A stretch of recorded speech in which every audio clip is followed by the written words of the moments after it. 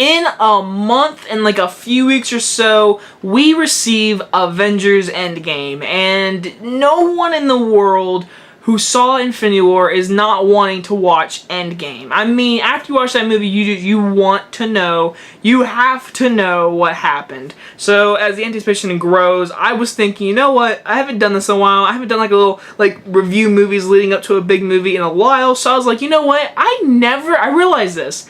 I never have reviewed Phase 1 of Marvel and Iron Man 3, because when I started reviewing movies, the first Marvel movie I reviewed in the whole year of that year was Thor: The Dark World. So I never got to review Iron Man 3 and before that. So basically all Phase 1 and then Iron Man 3. So now I am here to start from the beginning. I will do it week by week. I'll get all of them done before Endgame. That's my goal. And I want to watch all the Marvel movies leading up to Endgame because it's the last one. So here we go to start up this new little series of Marvel reviews. Let us start back in May of 2008. Iron Man. Back in 2008, I remember when this movie was coming out, and I was 7 years old, because I saw it opening day, because my dad's birthday is May 10th, and the movie came out like May 8th or 9th, one of those days. So I went that weekend, opening day. I went that weekend to see Iron Man, and I loved it. I loved everything about it. I was like, this is awesome. I want a sequel, and of course the end credit scene, because before going in, my dad said there's an end credit scene I heard, so we got to stay through all the credits. I was like, oh, great. And I watched it, I was like, hey, that's that guy from Jurassic Park. Samuel Jackson, of course, but overall, as a little kid, I love the movie, and growing up, I still love this movie, and everyone I know loves this movie. It is literally just a perfect origin story, a different origin story that we usually see. I mean, it has its cliched storyline, but overall, how it was made and done, and the starring, and everything went right, and this is how you start off a freaking Marvel Cinematic Universe. DC.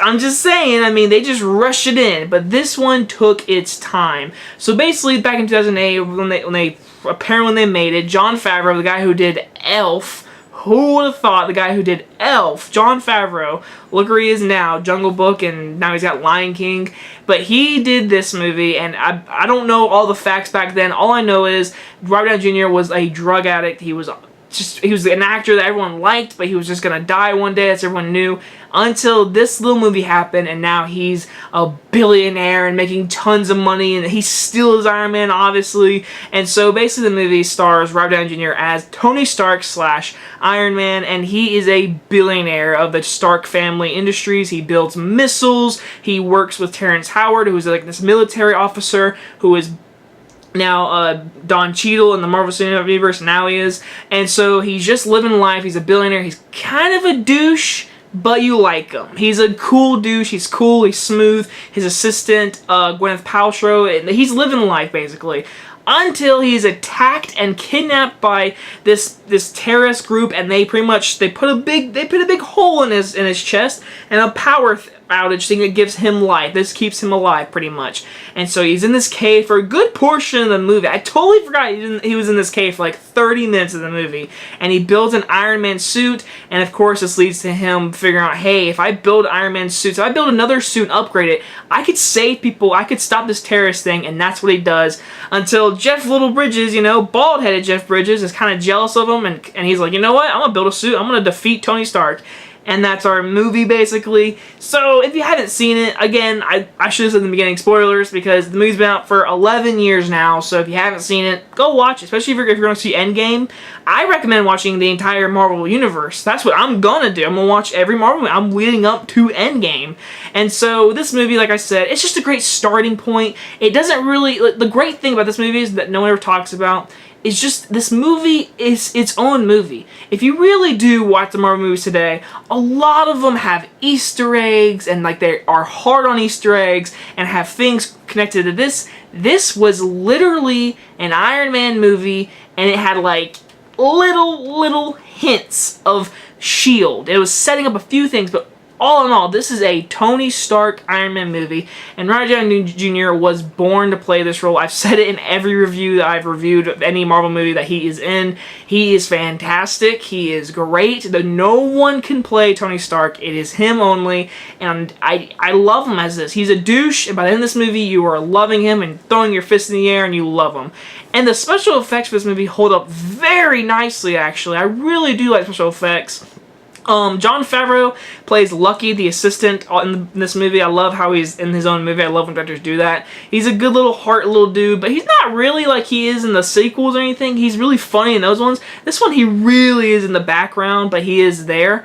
I do like the relationship between Gwyneth Paltrow and Robert Downey Jr. It feels real in this movie. The other movies, they're never together as much, but this one, it feels real. Their dialogue between each other, like when he's downstairs building and they're talking, it feels real. It's great. The comedy is great, and him building the suits, like the first time he builds the crappy Iron Man suit in the cave, it is one of the coolest scenes in the Marvel Universe, and no one talks about it. When the terrorists are running down the hallway, and he's trying to get in the suit as quickly as he can, he's trying to turn it on, and it goes dark, and all you hear is ching, ching, ching, and it is so great. The directing by Jon Favreau is fan-freaking-tastic, and the editing and the cinematography is great, and the freaking soundtrack is awesome. I'm not really a rock fan, but this movie is full of rock songs, and it works perfectly for this movie.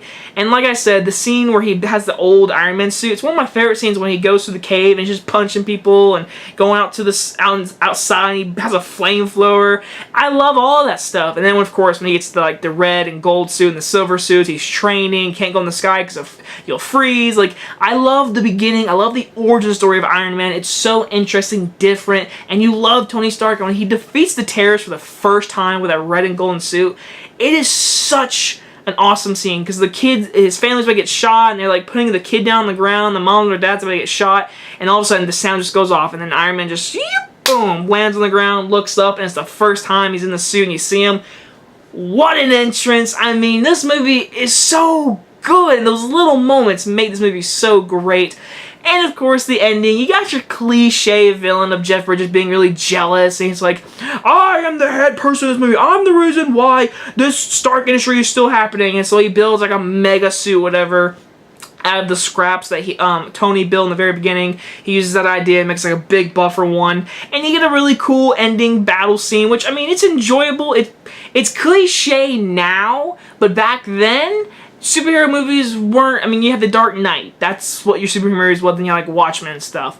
Those were your movies, The Dark Knight, pretty much. So when Marvel was like, we're gonna make an Iron Man movie, this scene, it was awesome. It's a cool scene, he fights him. Of course, his helmet has to fly off at some point, because every superhero movie ends with the main character's mask or helmet flying off them. And so they fight, it's awesome. Of course, he defeats him, he kills him, and then at the very, very end, when he's on a press conference, they ask him a bunch of questions, he's like, I am Iron Man. And of course, it ends like that. What a great way. No one thought, but when you first watched this movie, you were thinking he's going to have a secret identity, kind of like Spider-Man and Batman, but in this movie, he's like, I am Iron Man. I love how everyone knows he's Iron Man. To me, I love that. And of course, the famous first end credit scene of Samuel Jackson, aka Nick Fury, in his room, in his living room, talking about the Avengers and the Ascensive, and I have something to talk to you about. It is a great. Oh, it's a great, great beginning, and I can't wait to see, like, this is the beginning of Iron Man, and it's going to be really sad to see him go if he dies, because I know Avengers is going to be his last one, so again, it's just really hard. It's going to be hard to say goodbye to him. He might not die, who knows? No one knows except for him in the studio. But for the first Iron Man movie that came out in 2008, I really dug it. I enjoyed it. It's really funny. It's very, very ahead of its time. What we have now, like, this is when Disney didn't own Marvel, so it definitely feels not more Disney. Like, you have a feeling, like a scene in the very beginning when he's having sex with a girl. Like, you don't really see that in these Marvel movies today. Like, in the very beginning, you don't see that. You can tell this movie wasn't Disney, and I love that about that. I mean, I'm not saying anything about Disney. I'm not saying about that. I'm just saying, for what it was and how it started off, it's awesome. I'm gonna give the very first Iron Man an A+. Again, I really do enjoy this movie. It was such a great time to rewatch it the other day and to review it. It was so awesome. Like, I do really love this movie. It is such a great, and to me, it's very underrated. Like, everyone's talking about how their favorites like Ragnarok and like Avengers and stuff, but everyone keeps forgetting about the first Iron Man. The first Iron Man, the first one is awesome. Now, the next review in the Marvel Universe I am doing, like I said, I'm reviewing all of Phase 1. Pretty much the reviews I haven't reviewed, and I'm reviewing them in order of release of the year. So I'm not going to do Iron Man 2 next. My next one is going to be The Incredible Hulk with Edward Norton. Yes, that is part of the Marvel Cinematic Universe. That is the second movie in the universe that it was released, so that is my next review. I'll get that out in probably a couple days, or maybe next week. Not sure yet, but I gotta watch it first. Anyway, guys, hope you guys enjoy this review, and I'll see you guys next time. Bye-bye, guys.